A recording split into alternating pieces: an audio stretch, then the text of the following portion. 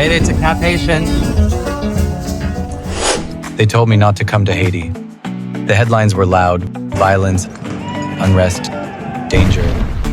It's not an easy country to visit, so when a window of opportunity came, I took it. Cap-Haïtien moves at a calmer, steadier pace. Not as often caught in the news as the capital, this place has stories no headline will ever tell. People who carry warmth in their voices and history in their bones. This place isn't just surviving, it's alive, layered, human. Cap-Haïtien is not the Haiti you've been warned about. It's the Haiti you've never been shown. First stop, Notre-Dame Cathedral. It's not just a gem of Cap-Haïtien. My guide told me as we stepped inside. It's a gem of all Haiti. The small chorus practiced, their voices echoing with the piano through the hall. It survived an earthquake in 1842 and took a century to rebuild.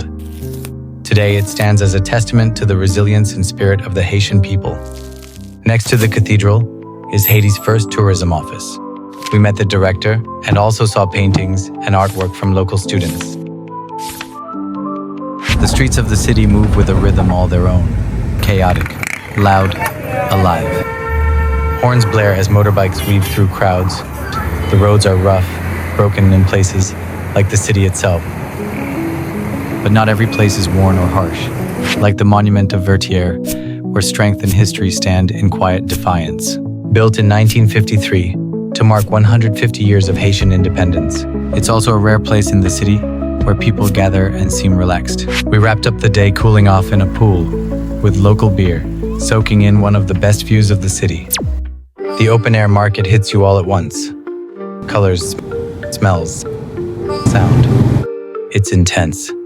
Sellers shout over each other and the air is thick with charcoal smoke, ripe fruit, and sweat. You can't help but see the piles of burning plastic lined along the clear blue waters.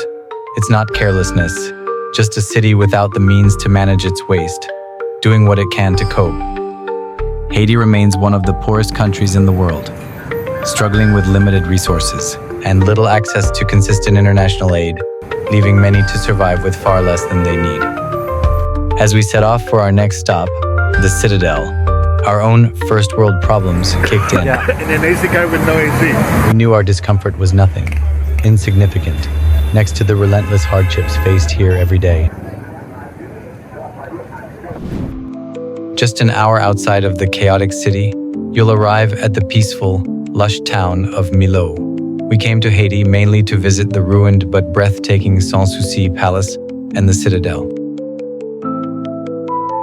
Look at it. The palace was the former royal residence of King Henry Christophe. Built in 1813, it was known as the Versailles of the Caribbean, and a symbol of black power after the Haitian Revolution. The gardens once hosted royal parties filled with music, dancing, and feasts. It featured some seriously advanced design for its time, such as a built-in fridge, which was a cooling chamber that kept food cold without electricity, running toilets and guest rooms. This place was absolutely worth the journey. You can either walk 45 minutes uphill or take a horse ride to reach La Citadelle, passing local musicians along the way, their handmade instruments, filling the air with rhythm and soul as they play for tips. Made it to the Citadel and I have the place all to myself. What a treat. And this is what it looks like. This UNESCO World Heritage Site was built by King Henry, using forced African slave labor to guard against a French return. Look closely at the walls, crafted from limestone molasses and the blood of cows and goats. Just a little glimpse of what the view is like once you get out. The Citadel sits atop Bonnet-à-l'Évêque, a mountain nearly 3,000 feet above sea level. Across the valley, you'll see Fort Premiers, a smaller fort off limits to the public. On a clear day, you can see all the way to the sea. Inside, you'll find cannons, dungeons, and haunting reminders of the 20,000 lives lost during its construction. Check out these cannons. Nixon, a local guide, tried to show us how a cannon was used back in the day. Yeah. Nixon's not good. But let's just say, 200 years later, it's still really heavy. There are 365 cannons here, one for every day of the year, and over 50,000 cannonballs still stacked around the citadel. This was a hard place to reach, but impossible to forget, not just for what you see, but for what stays with you. What did you think?